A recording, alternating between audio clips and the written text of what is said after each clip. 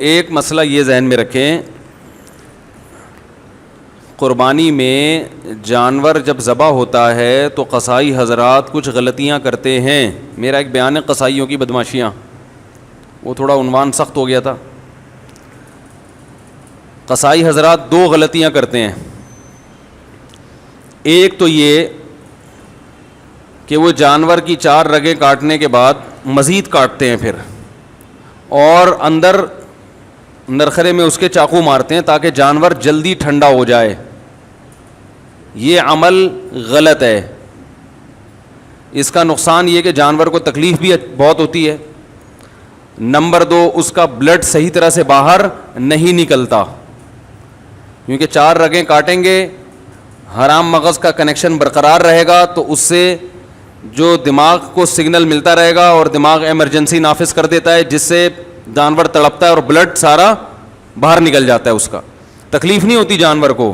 ہمیں لگتا ہے کہ بہت تکلیف ہو رہی ہے, لیکن اتنی ہوتی نہیں ہے جتنا نظر آ رہا ہوتا ہے. اس کی وجہ ہے کہ جب ہم جانور کی یہ رگیں کاٹتے ہیں نا, تو یہ جو دماغ ہے نا اس کو بلڈ کی سپلائی بند ہو جاتی ہے.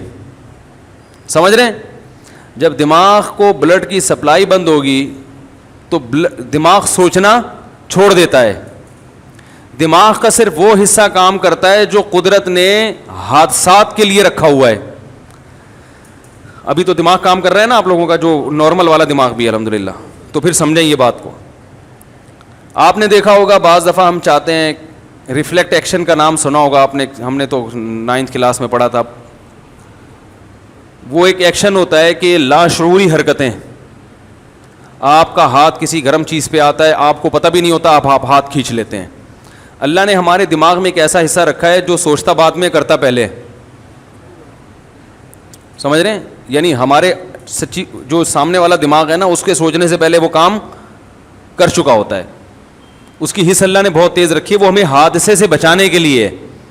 کیونکہ حادثات میں ایسا ہوتا ہے کہ اگر آپ سوچنا شروع کر دو گے تو حادثہ ہو چکا ہوگا. گرم چیز پہ ہاتھ آیا, کافی دیر کے بعد یہ استری کسی نے رکھ دی, کافی دیر کے بعد آپ کو محسوس ہوا تو اس وقت تو بھیڑا غرق ہو چکا ہوتا. آپ دیکھیں کوئی اچانک خوف زدہ چیز سامنے آتی, ہم ایک دم سے اچھل جاتے ہیں, حالانکہ ابھی نیت نہیں کی ہوتی اچھلنے کی, اچھل پہلے چکے ہوتے ہیں. جن بعد میں دیکھا ہوتا ہے ہم نے, اور پھر یہ تو بہت بعد میں پتہ چلتا ہے کہ یہ سچی مچی کا جن بھی نہیں ہے, یہ تو 1 ہفتے بعد پتہ چلتا ہے. تو بہت سی حرکتیں ہماری ایسی ہوتی ہیں. تو جانور میں بھی جب ہم 4 رگیں کاٹتے ہیں تو اس کا جو دماغ جو درد محسوس کرنے والا حصہ ہے نا, وہاں بلڈ کا سرکولیشن ختم, وہ سن ہو جاتا ہے. لیکن وہ حصہ جو ایمرجنسی نافذ کرنے والا ہے, وہ ایمرجنسی میں جو آرڈر دینے والا حصہ وہ کام کرتا رہتا ہے. وہ حرام مغز کی وجہ سے اس کا کنیکشن باقی رہتا ہے. وہ باڈی کو میسج دیتا ہے کچھ خطرہ ہوا ہے, باڈی تڑپتی ہے. تو تڑپنے سے کیا ہوتا ہے کہ بلڈ اچھی طرح نکل جاتا ہے. کسائی کیا کرتے ہیں, وہ نوک لے کے حلق میں ماری اس کے, تو وہ جو اس سے وہ رگ کٹ جاتی ہے حرام مغز والی, جس سے دماغ کا مکمل کنیکشن باڈی کے ساتھ ختم ہو جاتا ہے. سمجھ رہے ہیں؟ اس سے باڈی تڑپنا ختم کر دیتی ہے, بلڈ اچھی طرح سے جانور کا نکلتا نہیں ہے. تو یہ طریقہ مکروہ ہے, ناپسندیدہ ہے. شریعت نے جو ذبح کا طریقہ بتایا ہے اس کے خلاف ہے. ایک اور مثال سے سمجھاتا ہوں. دیکھو چھپکلی ہے نا, چھپکلی دیکھی ہوگی, اکثر جب ہم چھپکلی مارتے ہیں تو اس کی دم کٹ جاتی ہے, دم تڑپتی ہے, اس سے جان نکل رہی ہے. لیکن دم کو تکلیف ہوتی ہے, اس لیے نہیں ہوتی کہ اس کے پاس تکلیف محسوس کرنے کے لیے دماغ نہیں ہے. اور جو دماغ جہاں ہے نا چھپکلی کے, اس کو بھی تکلیف اس لیے نہیں ہوتی کہ اس کے پاس اب دم نہیں رہی ہے. ارے تکلیف تو گزر رہی ہے دم پہ نا, دم پہ تکلیف گزر رہی ہے, خوب تڑپ رہی ہے. لیکن دماغ جو اس تکلیف کو محسوس کرتا, وہ اس لیے محسوس نہیں کرتا کہ جس پہ تکلیف گزر رہی ہے وہ اب دماغ کے پاس ہے نہیں, اس کا دماغ سے کنیکشن ختم ہو چکا ہے. تو وہ تڑپ تو رہی ہوتی ہے چھپکلی کی, دم یوں یوں اس پہ جان نکل رہی ہے تو وہ خوب تڑپ رہی ہے, لیکن نہ دم کو تکلیف نہ چھپکلی کو تکلیف. چھپکلی کو صرف اس حصے پہ تکلیف ہوتی ہے جہاں کٹ لگا ہوا ہے, اس کا کنیکشن ابھی چھپکلی سے باقی ہے. وہ جو دم کے یوں کلابازیاں کھا رہی ہیں, اسے ترس تو بہت آئے گا, بہت ترس آئے گا، ہائے بیچاری کی دم، ہائے بیچاری دم کے ساتھ کیا ہوا. لیکن دم کو تکلیف اس لیے نہیں ہے کہ اس کے پاس دماغ نہیں ہے تکلیف محسوس کرنے کے لیے، اور دماغ کو تکلیف اس لیے نہیں ہے کہ اس کے پاس تڑپتی ہوئی دم سے کنیکشن اس کا ختم ہو چکا ہے، اس کے پاس دم نہیں ہے. تو دم کو تکلیف اس لیے نہیں کہ دماغ نہیں، دماغ کو اس لیے کے پاس دم نہیں ہے. یہ ایک فارمولہ یاد رکھیں آپ، ٹھیک ہے نا. تو یہ اللہ کا بہت بڑا انعام ہے ان جانوروں پر کہ ہمیں حکم دیا کہ ان کی جب جان لینی ہو تو ذبح کر کے لو. اس میں تمہارا بھی فائدہ اور ان جانوروں کا بھی فائدہ. تمہارا فائدہ یہ تمہیں صاف ستھرا گوشت ملے گا خون کے بغیر. بیماریاں بھی ساری بلڈ میں ہی ہوتی ہیں، جو بیماریاں ہیں نا گوشت میں جو زیادہ تر یہ بلڈ میں ہوتی ہیں بیماریاں. جب خون نکل گیا تو جانور بیماریوں سے بھی پاک صاف ہو گیا.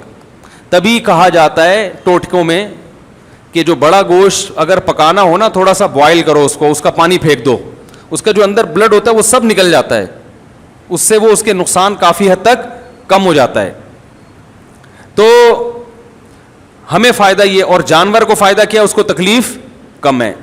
جانور کو موت دینے کے اس کے علاوہ جتنے بھی طریقے ہیں سب میں جانور کے لیے اذیت ہے. یہ غیر مسلم لوگ چائنا میں آپ دیکھو کھولتی ہوئی کڑھائیوں میں کتوں کو ڈال دیا جاتا ہے، زندہ کتے کو.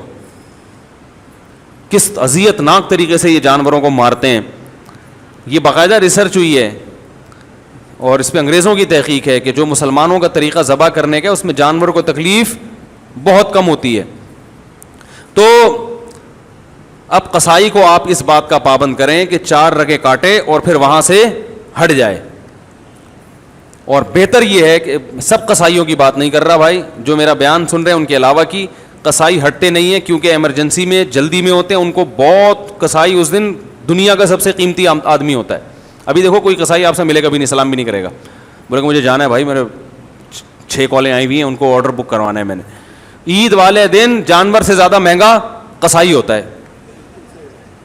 تو اس کو 10 جانور اور گرانے، وہ اتنی ٹینشن نہیں لیتا کہ کاٹو پھر کھڑے ہو کے دیکھو کہ کب اس کی جان نکلے گی، کب ہم کھال اتاریں گے. وہ کہتا ہے ابے اس کا بس نہیں چل رہا ہوتا پوری گردن کاٹ دے وہ. تو اس لیے بہتر یہی ہے کہ جیسی 4 رگیں کٹی ہیں تو جس کھونٹے سے جانور باندھا ہوا تھا اس کھونٹے سے تھوڑی دیر کے لیے اسی قصائی کو باندھ لو جو قابو میں نہیں آ رہا آپ کے. ہر قصائی کی بات نہیں کر رہا، صرف وہ جو قابو میں نہیں آ رہا ہے اس قصائی کو آپ وہ کھونٹا بھی کام میں آ جائے گا، اس کا کرایہ دیا ہوا ہے نا، پورا ہو جائے گا وہ. کیونکہ اس کے بغیر قصائی کو قابو کرنا آسان نہیں. وہ جانور پھر بھی آسان ہے، اس کو پکڑنا نا 4 آدمی اس کو پکڑیں تو جانور کو کون پکڑے گا بھائی. تو سب سے بہتر طریقہ ہے اسی کھونٹے سے تھوڑی دیر کے لیے آپ نے جو قابو میں نہیں آ رہا اس کو باندھ دیں. آپ بولیں جب تک ٹھنڈا ہونے دو. ایک گڑبڑی. دوسری گڑبڑ کیا کرتے ہیں لوگ، قصائی حضرات جانور جب ذبح کرتے ہیں تو اکثر منہ میں پان اور گٹکا ہوتا ہے، وہ اللہ کا نام نہیں لیتے. وَلَا تَأْكُلُوا مِمَّا لَمْ يُذْكَرِ اسْمُ اللَّهِ عَلَيْهِ. اللہ فرماتے ہیں جس جانور پر اللہ کا نام نہ لیا گیا ہو وہ جانور تمہارے لیے حلال نہیں ہے. بھولے سے چھوٹ جائے تو ٹھیک ہے، لیکن جو منہ میں گٹکا رکھ کے نام نہیں لے رہا وہ بھولے سے نہیں چھوڑ رہا، وہ گٹکے کی وجہ سے نہیں پڑ رہا، وہ آپ کے جانور پہ اپنا گٹکا قربان کرنے کے لیے تیار نہیں ہے. تو اس سے بولیں زور سے اللہ کا نام لو، بسم اللہ اللہ اکبر، زور سے. اور یہ مرغیوں والوں سے بھی کہا کریں، ان کو بھی بسا اوقات دیکھا ہے منہ میں منمنا رہے ہوتے ہیں کچھ. بھائی اللہ کا نام جب زور سے لینے کا حکم ہے تو لے لو، کیا جا رہا ہے اس میں. گالیاں دیں گے اتنی زور زور سے، باتیں کریں گے اتنی زور زور سے. جہاں اللہ کا نام لینے کا حکم دیا بھائی زور سے لے لو تو وہ ایسی منہ میں ہی گھما رہا ہے. تو مرغیوں والے کو بھی کہا کریں زور سے اللہ کا نام لیا کرو. سمجھ میں آ رہی ہے بات. تیسری بات، جانور توحید پرست ذبح کرے گا تو حلال ہوگا، مشرک کا ذبیحہ حلال نہیں ہے. اگر ہندو جانور ذبح کر دے چاہے 100 دفعہ اللہ کا نام لے، وہ جانور ہمارے لیے حلال نہیں ہے. بس یہ اللہ نے حکم دیا کہ جو توحید پرست ہو وہ کرے گا. تو آج کل مسلمانوں میں بھی مشرک ہیں جو اصطلاحی اعتبار سے مسلمان کہا جاتا ہے، حقیقت میں مسلمان نہیں ہے. تو کوئی بھی ایسا شخص جو اللہ کے نبی کو ہر جگہ حاضر ناظر مانتا ہو اللہ کی طرح، عالم الغیب مانتا ہو اللہ کی طرح، مشکل کشا مانتا ہو اللہ کی طرح، کی وجہ سے اللہ مشکلات پوری کرتا ہے، نبی بھی اسی طرح اسباب سے ہٹ کے نبی مشکلات پوری کر سکتے ہیں، چاہے وہ دیوبندی ہو، چاہے وہ اہل حدیث ہو، چاہے وہ بریلوی ہو، چاہے وہ شیعہ ہو، کوئی بھی ہو. جو اس نوعیت کا شرک کرے گا اس کا ذبیحہ بھی حلال نہیں ہے. تو اب میں یہ نہیں کہہ رہا کہ آپ وہمی بن جائیں کسی کے گھر سے گوشت آ رہا ہے تو آپ دیکھیں بھائی قصائی سے پہلے میرا انٹرویو دلواؤ, میں اس کے عقائد پوچھوں گا. اتنے تکلف کا حکم نہیں ہے. مسلم کنٹری ہے تو یہی فرض کیا جائے گا سب مسلمان ہی رہتے ہیں. پہلے سے کسی کے بارے میں یقین ہو جائے کہ یہ شرکی عقیدے پر ہے, اس سے ذبح نہ کروائیں. پہلے سے نہیں پتا تو مسلمان ملک ہے, ہمیں یہی حکم ہے کہ ہم سب سے کیا گمان رکھیں, اچھا. سمجھ رہے ہو؟ ہاں پہلے سے پتہ چل گیا, کیونکہ بقرعید کے دنوں میں بہت سے غیر مسلم بھی قصائی بنے ہوئے گھوم رہے ہوتے ہیں.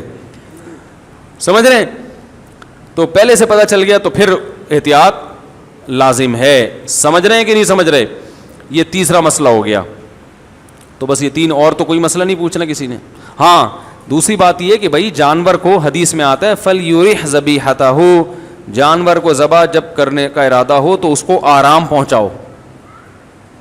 اناڑی کسائی بعض دفعہ آ جاتے ہیں, 1 گھنٹہ جانور کو گرانے میں لگا دیتے, جانور کی واٹ لگ جاتی ہے بیچارے کی. ایک تو آخرت کا سفر ہے اس کا, وہ تو کم از کم تمیز سے اس کو اللہ میاں کے پاس بھیج رہے ہو تو تمیز سے بھیجو اس کو اللہ میاں کے. وہ ادھر سے دھکے ادھر سے وہ بہت مصیبت بنا دیتے ہیں. ماہر قصائی ہوتے ہیں, ان سے کام کروانا چاہیے. اور ذبح خود کرو. قصائی سے آپ جانور گروا دیا, ذبح خود کریں. آپ کو اپنے عقیدے کا بھی پتا, آپ اللہ کا نام بھی لوگے, کم از کم منہ میں گٹکا تو نہیں ہوگا نا آپ کے. علماء کہتے ہیں کہ نیک آدمی کے ذبیحے کا اثر گوشت میں آتا ہے. تبھی تو اللہ نے کہا کہ مشرک کا ذبیحہ حلال نہیں ہے, کچھ تو ہوگا نا اس میں. ٹھیک ہے, اس میں ایک بڑی حکمت یہ بھی ہے کہ وہ غیر اللہ کے لیے کیا کرتے تھے. تو خود کریں ذبیحہ, اور خواتین بھی ذبح کر سکتی ہیں اگر وہ گھر میں ہیں, پردے کا انتظام ہے. خواتین اللہ کا واسطہ روڈوں پہ نہ آئیں, بے پردہ ہو کے نہ نکلیں. آج کل یہ تہواروں کے نام پہ خواتین بے پردہ ہو جاتی ہیں, تو جہاں اپنے سارے محرم موجود ہیں, بے پردگی کا کوئی خطرہ نہیں ہے, تو وہاں وہ اپنے گھر میں اپنا بکرا خود ذبح کریں, اور پھر چھری کو چھپا کے رکھ دیں. آپ لوگ سے گزارش ہے تو جو ہے, یا پردے میں آ کے کر لیں ذبح, تو اپنا ذبح, ورنہ کم از کم آپ کر لیں. تو کسائی اگر اچھا ہے, دیندار ہے, تو ہمیں کوئی کسائیوں سے چڑ نہیں ہے بھائی, ہمیں یہ اعمال اچھے ہونے چاہیے. قصائی اگر نیک آدمی ہے تو قصائی اس سے ذبح کروا لیں. قصائی بھی بہت نیک بھی ہوتے ہیں, اچھے بھی ہوتے ہیں, ان میں برے بھی ہوتے ہیں, ہر طرح کے لوگ ہوتے ہیں.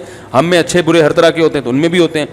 تو خود کر لیں تو زیادہ ثواب ہے کہ آپ اللہ کے سامنے اپنا جانور خود پیش کر رہے ہیں. اور جب جانور کا رخ قبلے کی طرف کیا جائے گا تو اپنا رخ قبلے کی طرف ہوگا.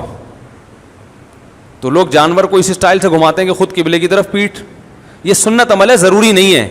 اس لیے کہہ رہا ہوں کہ بعض دفعہ جانور اتنا موٹا گھوم نہیں رہا, اب صبح سے لے کے دوپہر تک گھمانے میں لگا دیا اس کو قبلے کی طرف, وہ بددعائیں دے رہا ہے. تو اگر آسانی سے گھومتا ہے ٹھیک ہے, نہیں تو جدھر منہ ہے ادھر ہی کر دیں ذبح. اس کو قبلے کی طرف رخ کرنا کوئی ضروری نہیں ہے, آسانی سے قبلے کی طرف ہو سکتا ہے. اس طرح سے اس کی ٹانگیں قبلے کی طرف ہوں گی تو آپ کا سینہ قبلے کی طرف ہوگا. سمجھ رہے ہیں نا؟ تو اس طرح سے وہ قبلے کی طرف ہو جائے گا آپ کا سینہ. یعنی آپ جب ذبح کر رہے ہو تو آپ کا رخ کدھر ہو؟ قبلے. تو اس سے جانور قبلہ رخ ہو جاتا ہے. اس کو کہتے ہیں جانور کا قبلہ ہونا. یعنی ہو انسان رہا ہے لیکن اسٹائل کیا ہے, تعبیر یہ ہوتی ہے کہ جانور. تو جانور بھی ہوتا ہے, آپ بھی ہو رہے ہوتے ہو.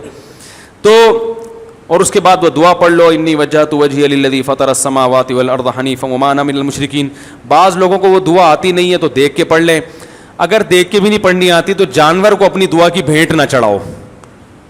میں نے کئی دفعہ دیکھا ہے جانور کو لٹایا ہوا ہے, 20 آدمی اس کے اوپر بیٹھے ہوئے ہیں, چھری رکھی ہوئی ہے, وہ بیچارہ پریشان دیکھ رہا ہے. ابھی تک تو میری ایسی سیوا ہو رہی تھی, ہر آدمی میرے ساتھ سیلفیاں کھنچوا رہا تھا, جس کو محلے سے پھول ملتے وہ میرے گلے میں لا کے ڈالتا.